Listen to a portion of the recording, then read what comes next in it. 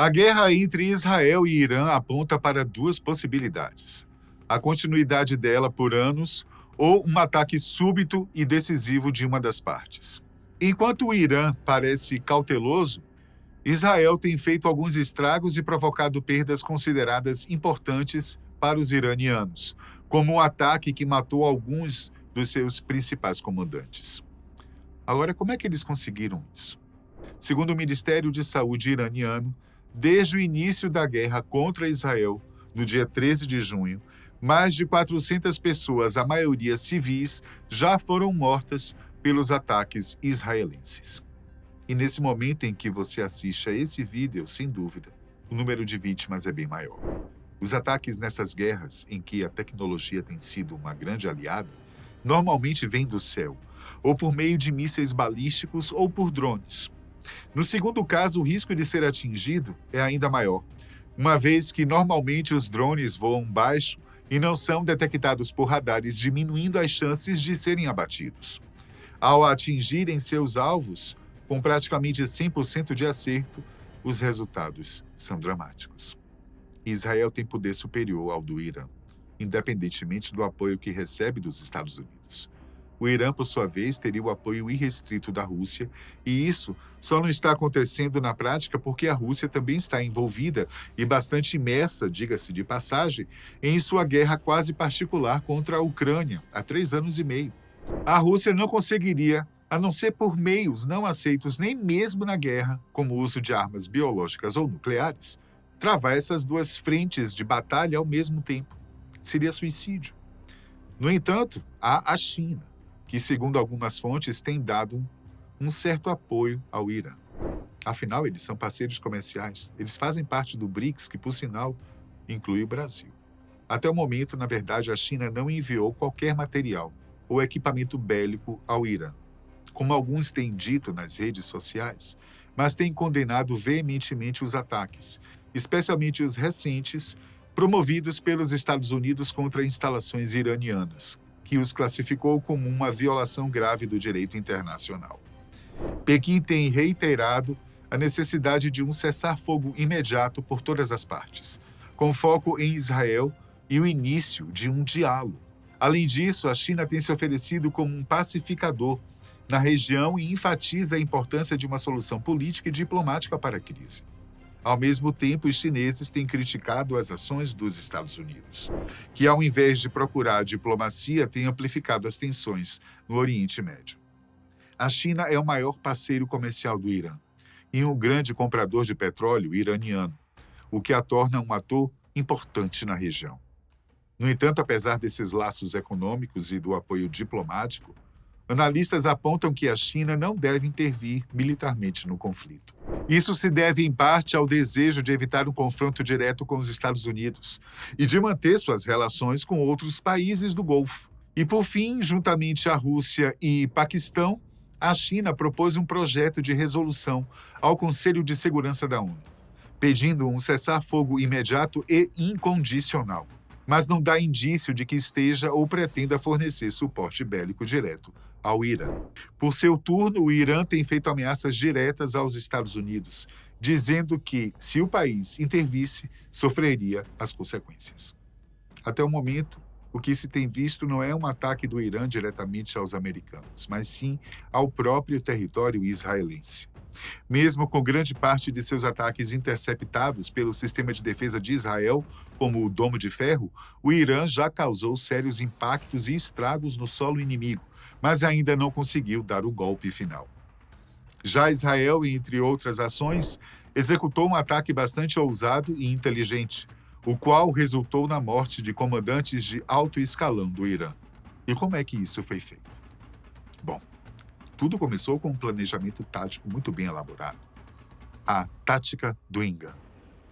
Um oficial de segurança israelense revelou à Fox News que Israel havia realizado atividades específicas para aprender mais sobre os comandantes iranianos e usou essa informação para influenciar o seu comportamento.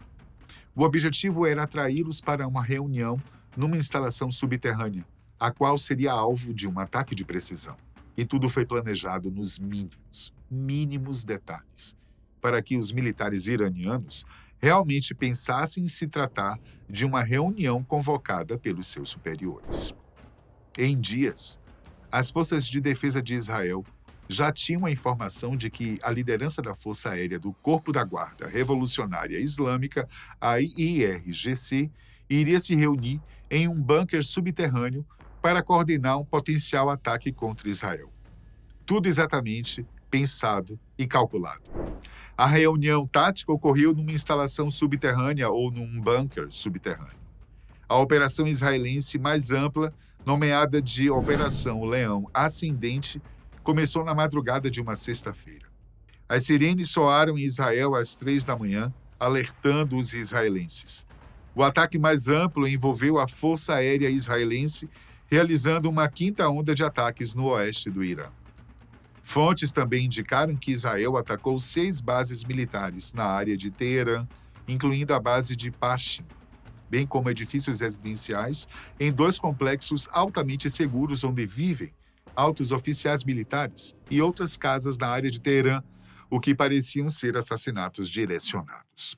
E houve também relatos de ataques na área da instalação nuclear de Natanz. O plano foi tão bem pensado que até uma forma de manter os militares reunidos, ainda achando que aquele encontro era oficial, foi estrategicamente bem bolada. Minutos antes de terem todos os interessados reunidos em um só lugar, veio a surpresa.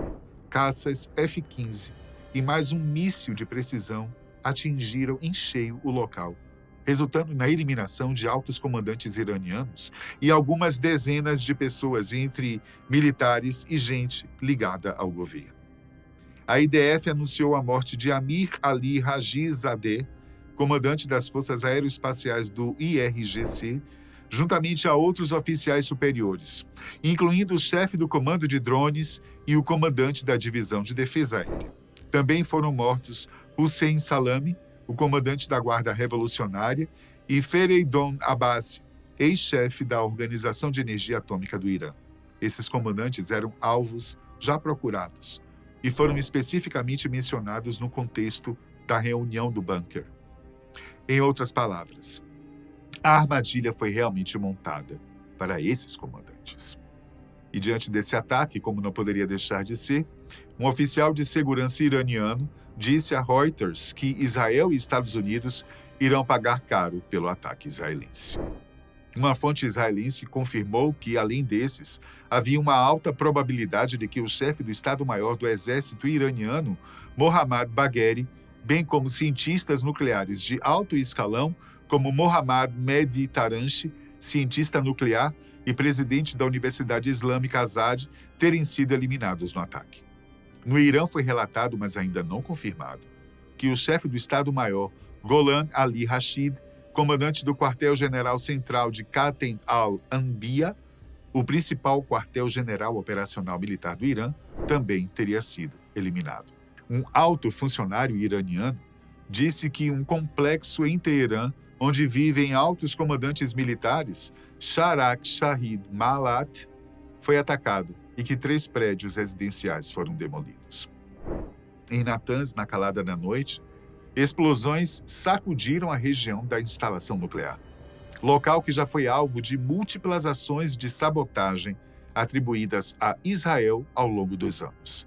A televisão estatal iraniana confirmou as detonações, enquanto imagens divulgadas mostram colunas de fumaça e danos consideráveis a edifícios residenciais, inclusive arranha-céus.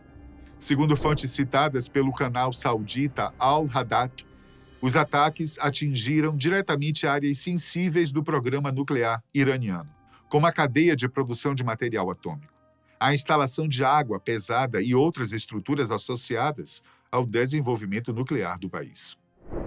O jornal The New York Times, com base em relatos de 4 autoridades iranianas de alto escalão, revelou que as ações israelenses foram além. 6 bases militares na região de Teherã teriam sido atingidas, incluindo a estratégica base Pashim. Além disso, prédios residenciais em complexos de segurança máxima, onde vivem altos oficiais militares, também foram alvejados, sugerindo a realização de assassinatos seletivos.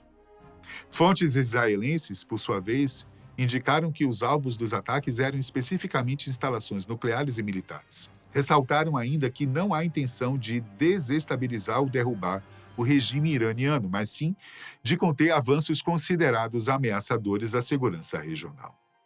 Mas e o Irã? O que fez após esses ataques? A reação imediata iraniana foi a de advertência e ameaça. Um oficial de segurança iraniano disse a Reuters que o Irã estaria planejando uma resposta severa ao ataque israelense. O porta-voz das Forças Armadas do Irã declarou que Israel e Estados Unidos pagarão um preço alto pelo ataque israelense. Mas até o momento não aconteceu nenhum dos ataques prometidos, o que leva muitos a pensarem que o Irã está blefando. Ainda assim, a liderança iraniana convocou uma reunião após os ataques e o primeiro-ministro de Israel, Benjamin Netanyahu, reconheceu que o Irã ainda tem as capacidades que podem causar danos a Israel, mas que seu país se preparou para isso. A IDF está se preparando para uma nova operação que pode durar dias ou até semanas, já que espera uma retaliação iraniana, desta vez incluindo a possibilidade de fortes barragens vindas do Iêmen e do Líbano, bem como ações da Síria por milícias pró-iranianas. Um porta-voz da IDF também afirmou que o regime iraniano declarou publicamente a sua intenção de destruir Israel e que hoje o Irã está mais perto do que nunca de obter uma arma nuclear, o que representa uma ameaça existencial, não só para Israel, mas para o mundo. Qual a sua opinião sobre a estratégia usada por Israel? Será que o Irã está blefando, já que não pode contar com a ajuda direta da Rússia?